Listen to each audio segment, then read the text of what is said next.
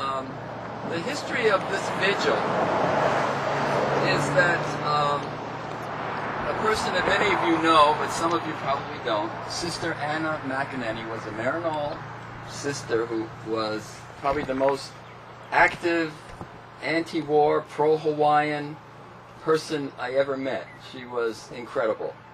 And we got together in 1994, and we were just talking. He said, hey, you remember the old days when we used to go up to Camp Smith and hold Christmas vigils for the end of the Vietnam War, and all kinds of interesting things happen, and I can talk with you later if you want to know.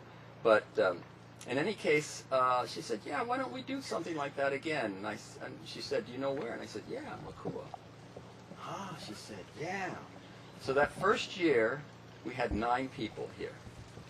And it basically was about 4 families, and many of them have come again. In any case, every year we do it again. Sister Anna died about 10 years ago. 10 or maybe 90, in the 90s. Yes, she lives, exactly. Thank you, Karen. She lives in our spirits and in our hearts, and but her physical presence is past. And that's why we continue to do this for her honor, for the Aina, for the return and cleanup of the valley. And just because Christmas can be so commercial and unspiritual, that we figured that this is a good way to counteract that and support the Hawaiian independence movement, support the return of Mākua, the cleanup of Mākua. So that's a very brief history. Let's go around the circle, and I'll start with myself. I'm Fred Dodge, if you will. I'm a physician, retired at present, and very involved with the organization called Mālama Mākua, of which we are honored to have the president here, Sparky Rodriguez. Okay, very good. And if we could find your wife and your grandchild, that would be great. Oh, I think somebody's coming. But anyway, thanks to Kyle for the sound system. And which direction? Let's go this way, if you don't mind. Aloha, everyone. Aloha. My name is Robert Ibanez. I'm born and raised on the Big Island. I live out in Makaha. I've been supporting independence for many, many years. I work in the insurance industry for many, many years. I see good things that's going to happen. I wish good things will happen. So it's really nice to see Fred here and Sparky and Kyle. So welcome. And thank you. Welcome to you. Let's give him a hand. Aloha kākou. Aloha. Which is called my Kini. I'm a Hawaii national. I renounced my citizenship in 1993 after reading the apology that they apologized to us. Then great. Get the military off my country, pull down the flag, and go home. Do not just apologize to me, to us, and say this is still America. I thank everyone for being here, especially today. 71 years ago at Queens Hospital, I entered here, so it's my birthday. Better opportunity to spend with you guys here. I started the day with Kyle. He was in Kailua with the Revolution Communist Party. Some people that I really have aloha for, who were there protesting Obama. A news reporter came up to ask me why I was there, and I told him against the war. And I remember when Obama was running for the White House representative, that President Obama made the comment that as President of the United States, he would go to the enemies and talk with the enemies. Well, Mr. President, when are you going to stop the bombs, make peace, and go talk to the enemies? If not, I guess business as usual, Mr. President. Mahalo. I'm Tina, and I'm just here to observe and be part of something special. I wanted to thank you for having me. you for being here. My name's Pete Shimazaki Doctor. Used to come out here a lot more often when I had time. You know, working to demilitarize this place. But I'm a teacher now, DOE, and I'm finding the militarization it's in the classrooms. So that's where I take my energy these days. I'm grateful to see so many people come out here and keep this fire going.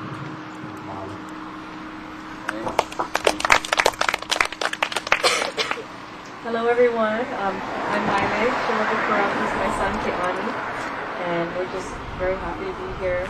And thank you for those, especially that came from very far away. We really appreciate your support.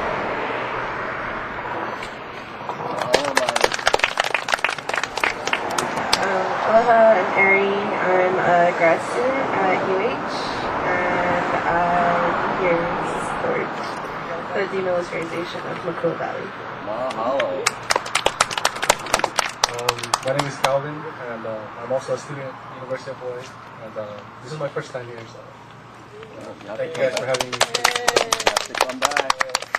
Aloha everyone, my name is Jeffrey Aceto. I am a program coordinator for Nakem Youth. It's an organization for our youth. Nakem means critical consciousness in Ilocano. And so as part of being critical and being conscious, I wanted to sort of join the wisdom of this group, and hopefully we can take something out of it and bring it back to some of our youth and somehow involve our youth here. So I thank you for the invitation. Thank you for being here. Aloha, my name is Darlene Rodriguez, and I don't know how many times I've been to this vigil, but it's always nice to come back and to remember Mākua and our ancestors and what's possible. That's why I'm here. Aloha, I'm Pat Patterson, and the other time you're invited to come out, Grace mentioned, Easter Sunday morning at about 6:30. You're all invited. My name is Melissa Wu. It's an honor and a privilege to be amongst you.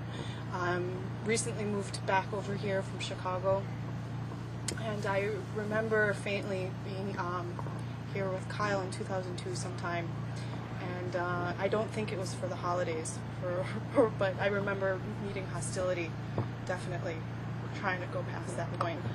But just again, thank you for having me in your space. Aloha, my name is Karen. I'm related to Fred. I'm his current wife.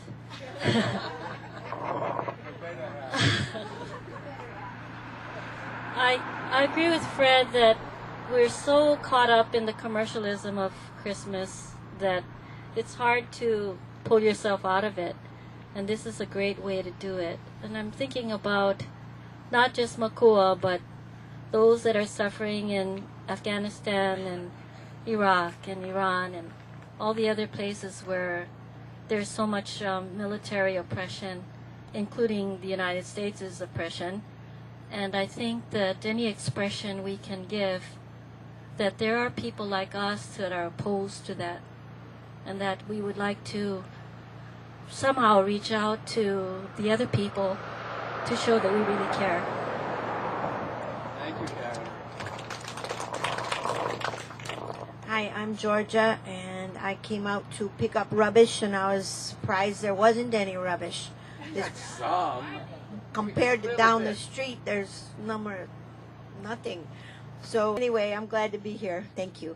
Thank you, Georgia. I'm Sparky Rodriguez, and I'm good camera, and everything we do ends up on the air. So I think part of our success with Mākua has been by everybody else that's not here getting a chance to share the story.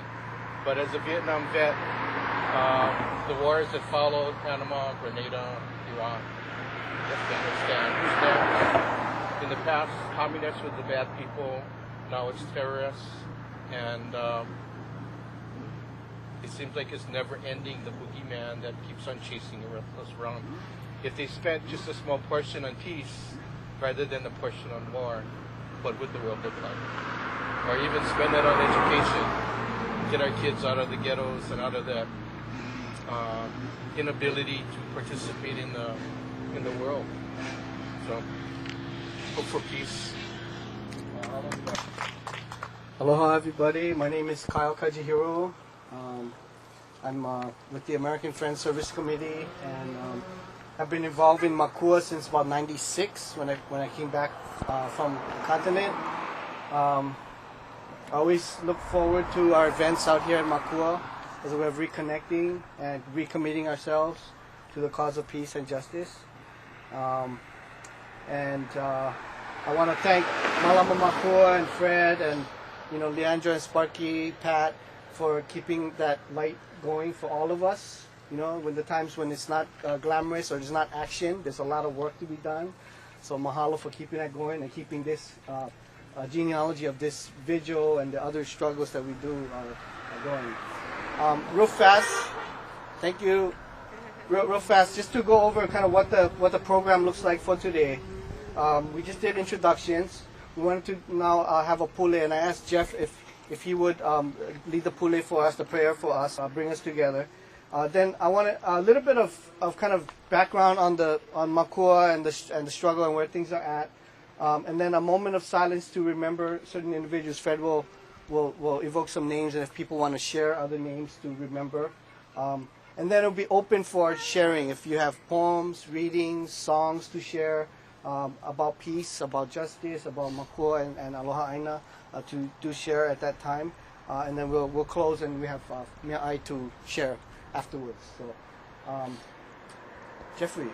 We can hold hands and share our energies. Like some words. I am a Christian, but not the kind of Christian we meet at State Capitol wearing red. I'd like to say, just a child of God and a child of the land. And we want to channel our energies now. God of many names, Apo na manakabalin amin, we ask of you to empty our hearts and minds and fill it with compassion and justice. We gather here today to witness the sacredness of the land. We must gather here to be reminded that there is no owner of the land, that the land owns us, that we are remembering to restore our umbilical cords to the earth. Guide us in a more liberated reality. Guide those who hold hands towards a better, more liberated, more free Hawaii. We ask of you to bless us here and bless those who are not with us, our ancestors and the spirits of the land. May it guide us in doing your will and the land's will. Thank you for the witness now, and as we share our stories and learn from each other's stories, our social biographies. We ask of you to bless us, and grant those who are working right now and channel their spirits in this circle. In your most holy name, Amen. Aloha, I'm Summer Miles. Sorry for joining you so late. And I'm an educator from Leeward Community College. Hi, I'm Manny Miles. I work at Mount Organic Farms. I just wanted to share a little bit about why Mākua I think is so appropriate for us to gather for a peace vigil. Let's use this. Mākua is the parents, yeah? That's Wakea and Papa come together, bring life on earth. And so this is a place of creation, it's a place of renewal, and yet it's held hostage behind barbed wires. It's been tortured over many decades by military training that's meant to hold the skills of war and killing that will be inflicted on other people in other countries. And so we're here to pray for peace for Mākua, peace in Hawaii, and peace for other peoples around the world. This is our connection to the wars that are happening Yeah, so it's important that we, I think, keep that perspective. And I really want to mahalo, our Filipino and Chamorro and other groups that are here to support this struggle. It's not just a Kanaka Maoli struggle. It's Okinawa and the bases that are destroying the reef. It's the military invading Mindanao again. Yeah, it's the bases that are going to invade Guam in a tsunami of militarization. So there's so many ways that we are connected, and this is one way that we come together and can share our spirits with each other. Mākua, right, we're standing right on the edge of one of the heiau, one of the 3 heiau in Mākua. There's another one that has been mostly destroyed, and one on the far end, Ukanipo.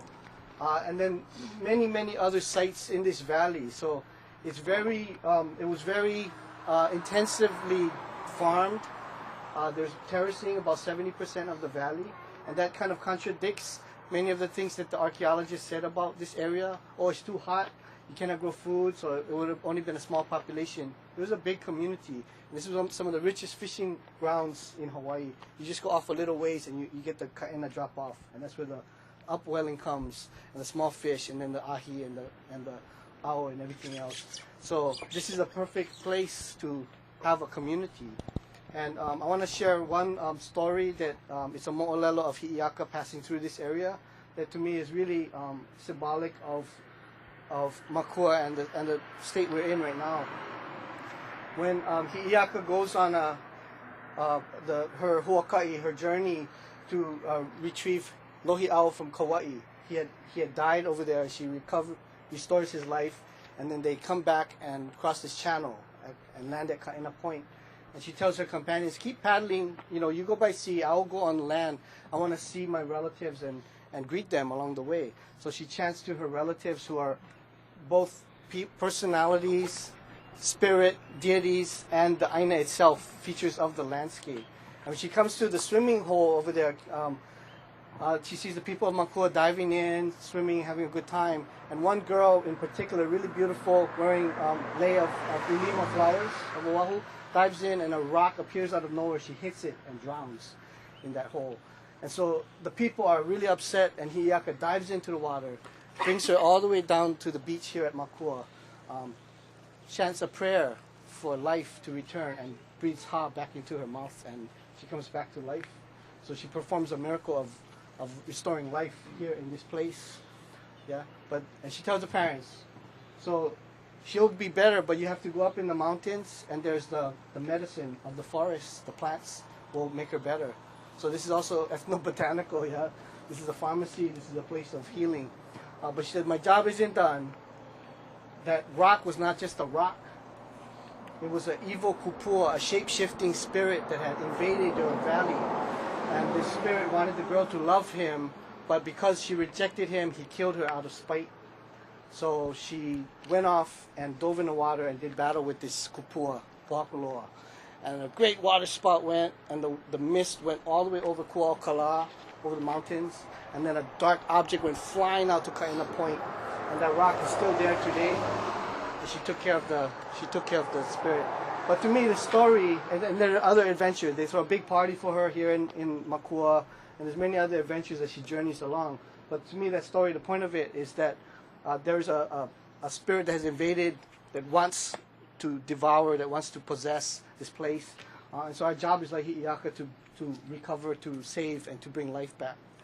So Mālama Mākua has been keeping that going for a long time, and it's now in the middle of another lawsuit to stop the Army from returning to training. The environmental impact statement is complete, but Mālama Mākua is challenging it in court, and that's where it is right now. And so far, there's a stay on training, yeah? Over 5 years. Over 5.5 years, there haven't been guns or bombs fired in Mākua. No live fire.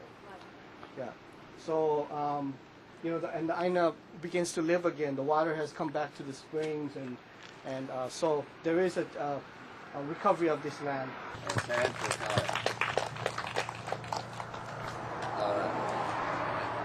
As well as the over 119 known cultural archaeological sites, each one with many features. Total number of features of of cultural significance in the valley is well over 1,000. Besides that, there are over 40 endangered species in this valley. And we in Mālama Mākua had decided long ago that this was an inappropriate place to train, especially with live fire. Very inappropriate. So thank you, Kyle, again for that beautiful story. I always love to hear that story of Hi'iaka. It is very significant. At this point, we'd like to have a moment of silence for those who have departed, either the past year or whenever. And of course, the one that comes to my mind is Sister Anna McEnany. And there are others who have helped us in Mākua and with the struggle in this valley. And one of the main people was Jay Landis, Uncle Jay. I know some of you who are from the coast know Jay. He was quite an interesting guy. Ivanhoe Naivi was born in the valley, and he passed way too soon. He actually influenced a number of us, including myself, William Isla, and others, to struggle for this valley, as he had done. Uncle Walter Kamana from Nanakuli joined us for the first years that we had access. Sparky has interviewed him and has him on. We should play that again in ʻŌlelo. I would recommend it. Yeah, good old Uncle Walter. And last but not least, Uncle Charlie Rainey, who lived on the other side of this hill and used to be a cowboy in here and was very, very supportive, and we miss them all. I don't know if there's anybody else that want to mention. I'd like to mention one more, and that is former wife, Aiko Dodge, known as Sparrow, who passed away approximately 2 years ago, 3, and was a wonderful person. Kawaipuna Pershing. Yes. He helped organize many actions, including Kaho'olawe, and in 1976, soon after the first landing on Kaho'olawe to liberate the island, there was a rally here at Mākua Beach that Kawaipuna helped to organize. So the two struggles are linked. The Marion Kelly report that shows a photo in there of Uncle Ivanhoe pulling water out of a spring that we didn't know where it was. So he was an inspiration for us to help find it. Of ours, Carl Emiola Young, did a lot of good work in this world, and was also a very great supporter and a dear friend, Bernard Hunikaya, who struggled in another issue, Hali Mohalo. He was afflicted with Hansen's disease, diagnosed at about the age of 8, and shortly after that, I think at the age of 9, was separated from his parents, sent to Kalapapa, and overcame enormous disabilities, and just was an inspiration. Oh, I have something about Hali Mohalo. Kahanahaiki, the shore area, was another retreat for the patients of Hali Mohalo. Yes. So it's kind of nicknamed like that today. Hali Mohalo is at the other end. We call it La'iha, but you know, I think you need to learn all the names for a particular place. It tells you the period of time. Mokihana? Mokihana. I didn't know very well, but when she was there, she was such a presence and so genuine and authentic.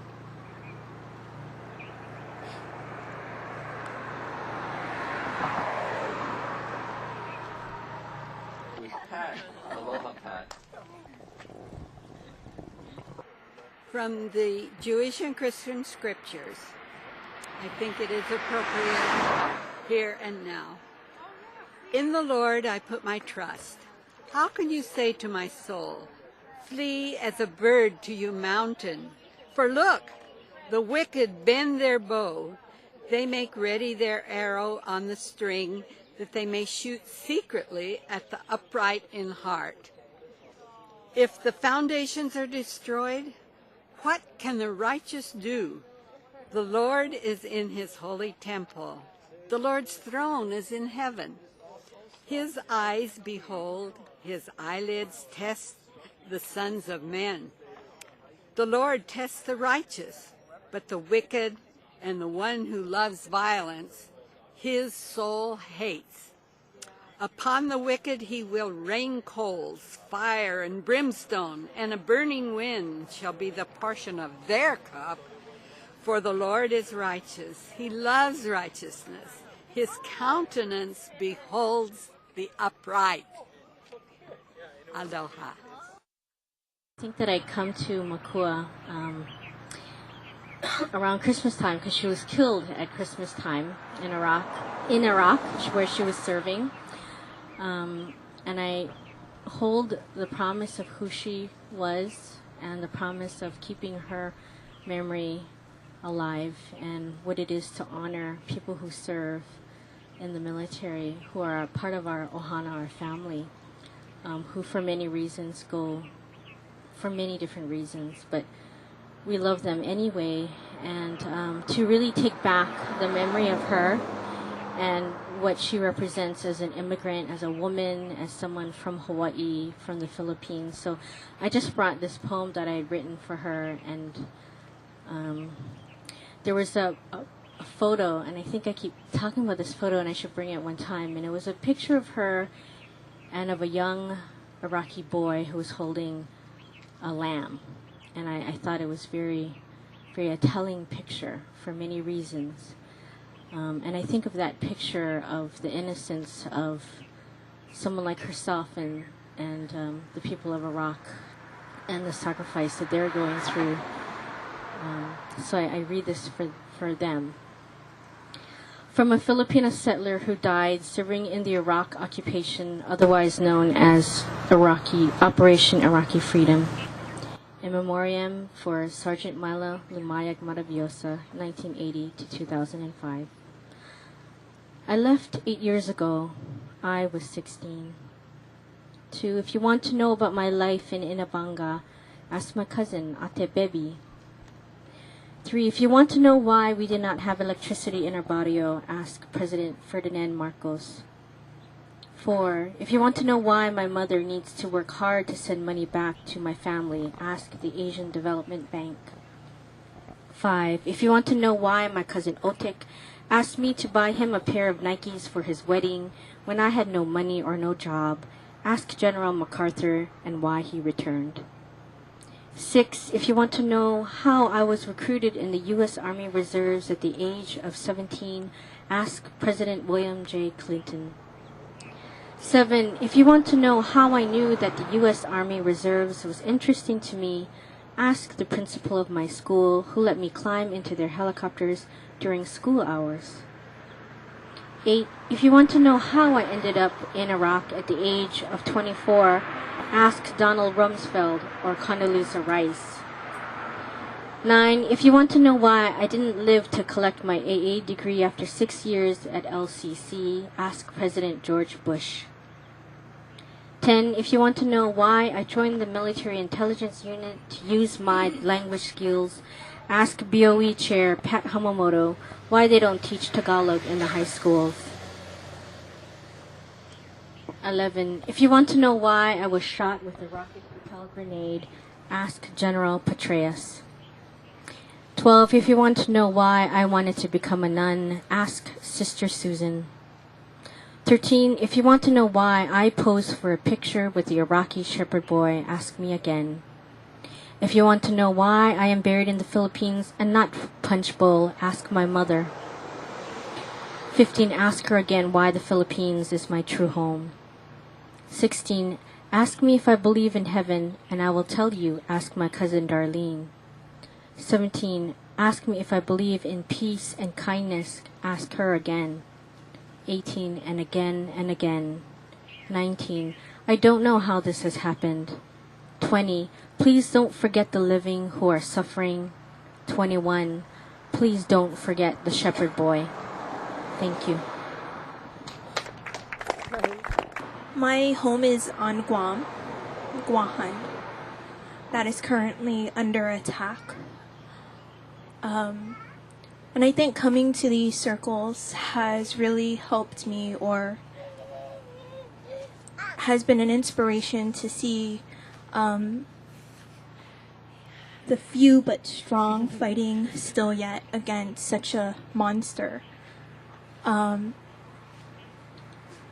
I'm really saddened and burdened today by the complete disregard for lives of Indigenous Pacific Islanders. The Micronesian region, just Henry Kissinger, there are only 90,000 people, so who gives a damn? And healthcare has been compromised very greatly. And here in Hawaii, and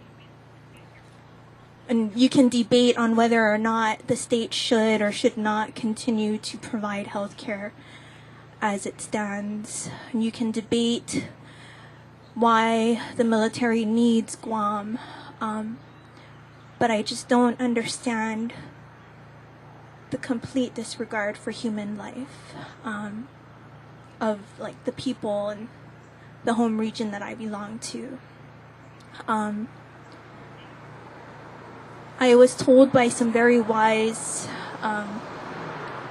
activists that I'm gonna need a support group, and another good friend of mine and a lot of the other friends that I've developed back home who are on the ground fighting are going to need these kind of circles to come to refuel and reinvigorate as we brace ourselves for the fact that we will not win this war, but we can continue to throw wrenches and sand into the machine that continues to completely decimate a people. And I think the only hope that I have is being able to say that I'm still Chamorro, and that my son can tell people who ask him, where's your mama from? She's Chamorro, or I'm Chamorro, or I'm from Guam. And I think that really, it means that we're still here. So I thank the group, and I thank Mālama Mākua for being an inspiration to the people back home. I'd like to mention two people who have not died, who have been very involved with us out here, and one is Gigi Kukeo of Ho'aina o Makaha, who sometimes comes and sometimes raises very, very important circumstances throughout the world. The other is Dr. Kit Glover. She was out here for a few minutes earlier. She's very frail. She was a original officer of Mālama Mākua. She had a couple of very bad accidents and broke her hip, and she can't drive anymore, so we do need to keep her on our hearts. She doesn't get out very much because she can't drive, but she does go to her Quaker gatherings on Sunday afternoon, and that's where she is right now. Just to throw a shout out to struggle that continues in the power of those wrenches that you mentioned. In Okinawa, they continue to fend off construction of yet another base there. And they're going over 10 years now on a continuous sit-in. And these delay tactics may seem like small battles, but in the end they may actually win, because just the way it's looking now, it's not really sure if this base they've been planning for decades now is ever going to happen. So I'm just grateful for these people coming together, and grateful for this place, because as I come here, I just reminded that as we heal the land, it heals ourselves, and that's definitely a lot of healing needed in the world, and that's why we're here. I have a personal reason for being here, being Hawaiian, Portuguese, Irish, Scots, English that I know of, Hawaii being my home. That's my personal reason, reviving the Hawaiian Kingdom nation.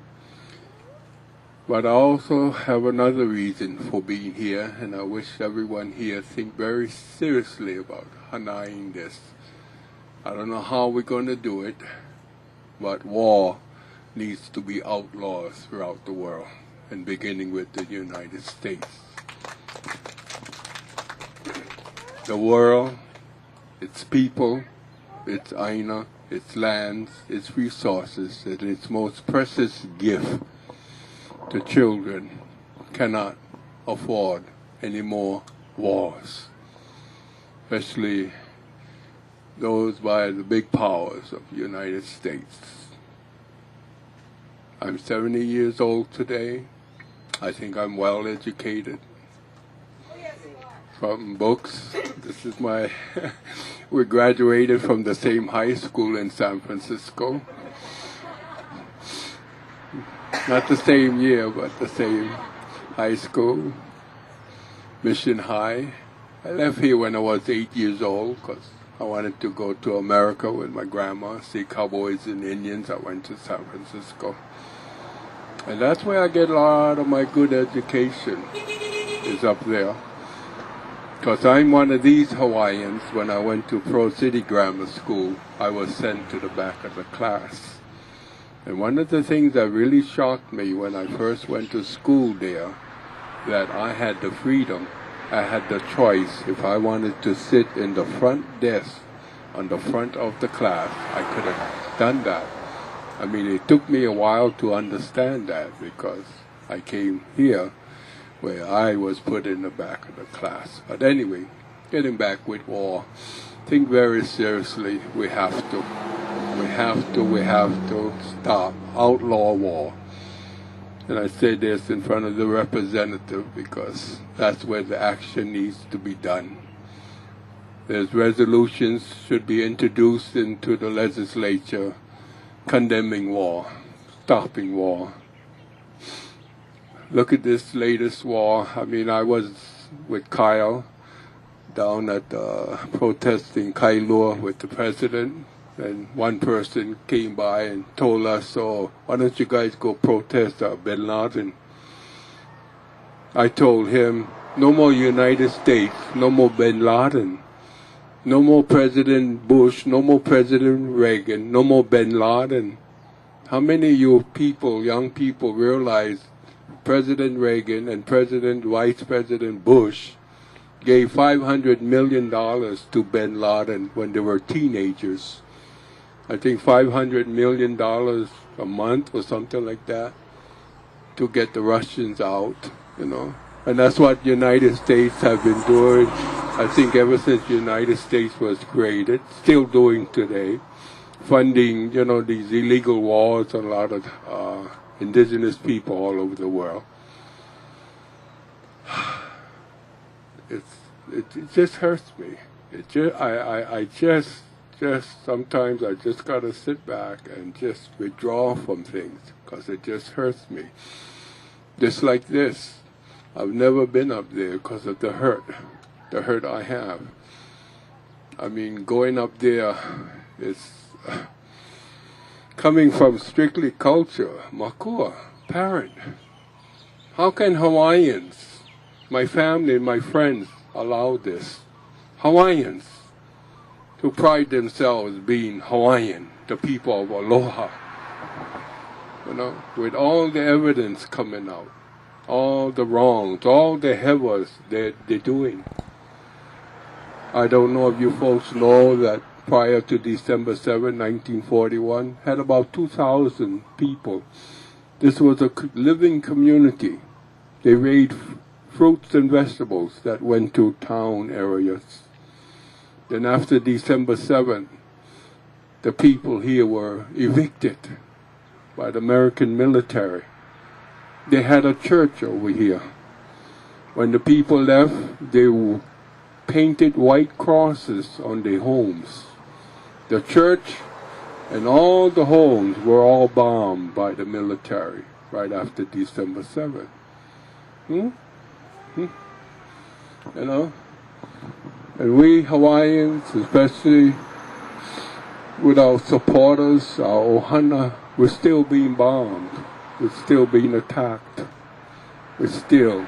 So that's why with me, I continuously reach out outside of my Hawaiian groups, outside to other groups. My joy and my commitment to go with my communist friends as today. You know, help them to protest Obama's war. I know it was Bush's war, I know Roosevelt's war and all that, but now it's Obama's war. I think people, we gotta do something to stop this war machine. It's heavy, it's wrong, it's sinful. Time to make peace. Peace, peace, peace. And that's what bugs me about the United States. The wealthiest nation in the world, militant-wise, hey, make peace, feed the hunger, home the homeless, clothe the naked. Nobody make war with you, you know. But we have to do it, we have to be strong, we have to reach out to other people and friends, and I'm sure all of you, you have family and friends like all of us think we're a bunch of oddballs being here. But no, some people thought Jesus Christ was an oddball too. When I first started being an activist, some of my friends and family used to tell me, "Oh, Richard, you're such an activist."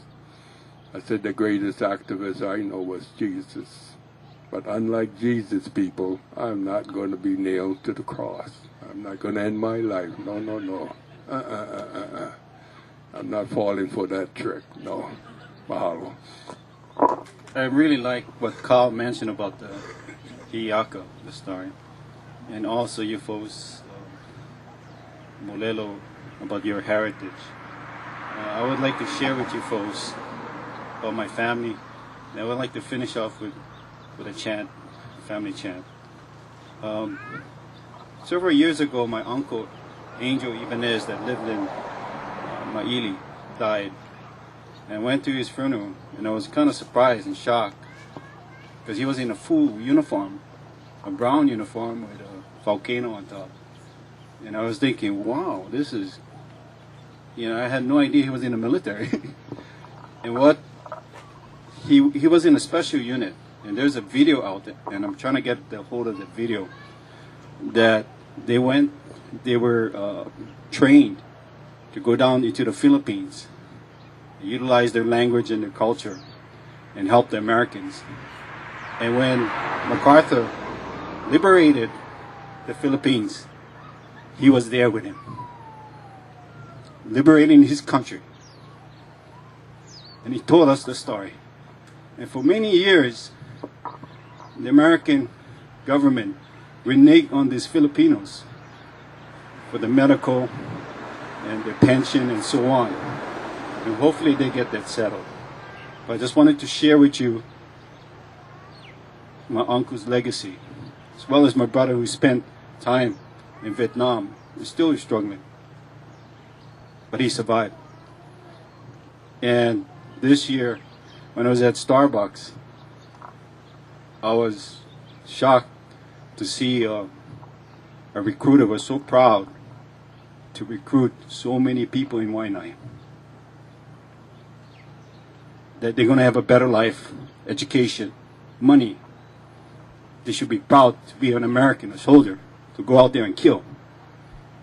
We're here not to kill, but for peace.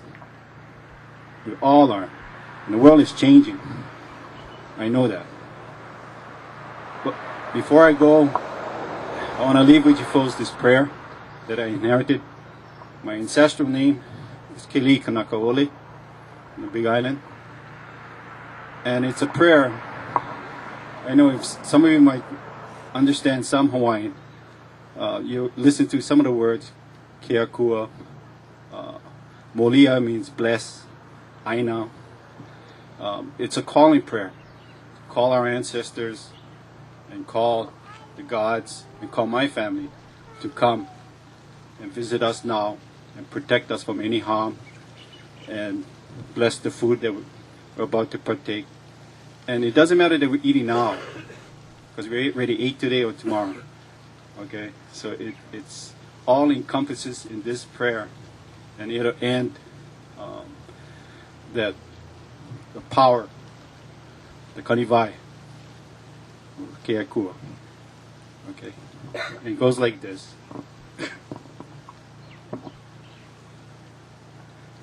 Heli mai e kipa, kako anu, ka u, ka hiko, ka kua e kahu. Kako ai iwe, o ai ie, mi ai inu, e a kua. Ai e kai ai e, mi ai inu, holo e ko, ka ko. Wailua e kino. Heli mai e ho o malu, ya, kako mai, ke kahi, ho o po, pili kia. Hiki ka o mana, ana ho ihi. Molia ka aina, laloko ka ko, waivehi. Molia ka ia, kako hanu. Ele, kapu, ele, noa. Noa ke ku, noa ka hele. Noa kanivai, o ke akua. Recruitment tactics and how they were just lured in and to buy into this future. And standing here in front of a very militarized place and just listening to everyone's story, it's just so apparent how interconnected this struggle really is. And it's easy for us to get really burnt out in the process. I know that for myself over the last few years, this has been really rough. And I feel that as we move forward, it's only getting harder and harder in a lot of ways.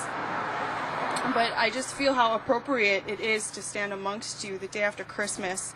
Christmas, a holiday that meant so much to begin with and is now just turned into just turning a commercial profit, trying to, it's just become extremely economic based. And it's really worn me out. And it's just been so refreshing to come back into this space amongst people who kind of dream and aspire for another world. And I think that more than anything, I just want to say thank you, because I'm reminded of how powerful and how necessary it is to have community and have a sacred space such as this to share and to lift each other up as we, have emotional, heavy hearts. And, when your eyes are open to this, it really sits and seeps in your heart. So I think more than anything, that's what my heart wants to say is, thank you. And I too have a story to tell. And just thinking about how much it has also impacted my individual self, I felt compelled to kind of add that to the circle. Thank you. My name is Luella Leonardi, and I'm from the Waianae Hawaiian Homestead Valley right now. I'm in the midst of arguing with the whole aspect of NRC, which is Nuclear Regulatory Agency Commission. On January 13th, 2010, I will be flying over to Big Island, and I will join Albertini, Isaac Harp, and Corey Hayden, and we will be going before the judges of NRC. It'll be a 6-hour argument, contentions, and whatever that is. I have a position, and my position is actually absolute, and it's not the first time that I've had to encounter this. I've actually had the same position when I was on the island of Koho'olawi in 1978, and that was to stop the bombing. I have that same position maybe about a week or two after, when we all gathered on Molokai, and we had to discuss the consent decree at that time. My position was stop the bombing. Little did it, I did know that time in 1978 that yes, we will be stopping the bombing on Kaho'olawi, but we will continue on bombing on the rest of the islands. So I've held that position ever since, and this is 2009, and we're approaching 2010. We must stop the bombing in Schofield. We must stop depleted uranium at all costs. I do not believe what I'm reading, that there is such a thing as depleted uranium being safe. As low as they can define it, that's fine with me. However, depleted uranium is not safe. I've been saying this for 10 years in front of the cameras at different meetings that our military has held out here in Waianae. And I don't know. First they said there was no depleted uranium, and then they found depleted uranium dating back to 1960. And then they admitted there was depleted uranium on some report in 2004. Then they sort of came out and let everybody, all the officials know that in 2005 there was depleted uranium. And then now we are 2006, and that record is open to the public. Trying to get our public to understand the danger of depleted uranium. And depleted uranium is throughout Waianae. And it saddens me that what the military is asking for is the continuation of bombing and the continuation of the use of depleted uranium in the arsenal. And that's what they're asking us, to give them permission to do this. I will not do that. I just wanted to make it clear to everyone. I'm not interested in their permitting to clean up. I'm not interested in their license. And I will spend the rest of my life till I leave, letting the military know that every speck of depleted uranium is dangerous. It's poison and it kills. I'm saying that no depleted uranium is because we really have a volume. And if we continue on adding to this volume of depleted uranium, we will have the most highest medical problem in the year 2050.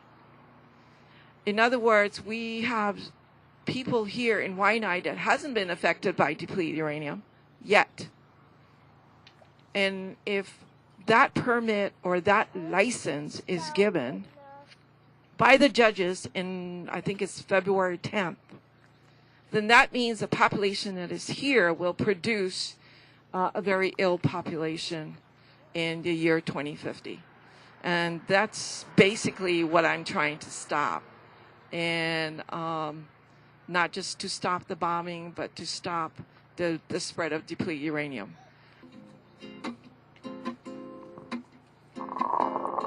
Soldiers on the march, fighting everywhere. Destroyers on the sea, war is in the air.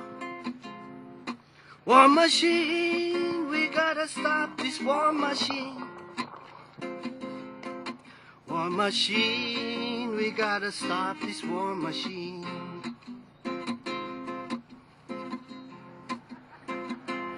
Tracers rip the night, bombers block the sun, agents on the prowl, spy on everyone. War machine, we gotta stop this war machine.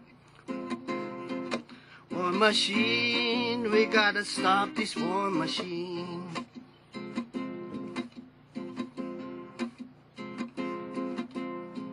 Some of them get rich from the war business. Some of them get glory killing innocents. Some of them get scared so they wear the flag. Some of them come home in a body bag. Oh, we gotta stop this war machine. Who going stop? Who going stop this war machine?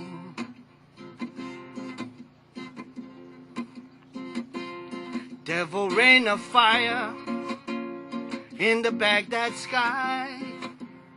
Sirens, mothers wail, watch her babies die. War machine, we gotta gotta stop this war machine. War machine, we gotta stop this war machine.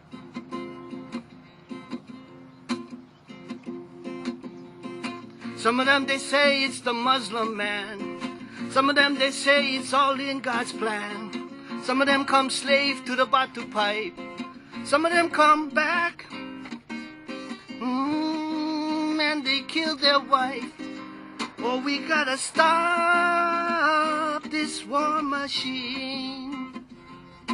Who going to stop this war machine?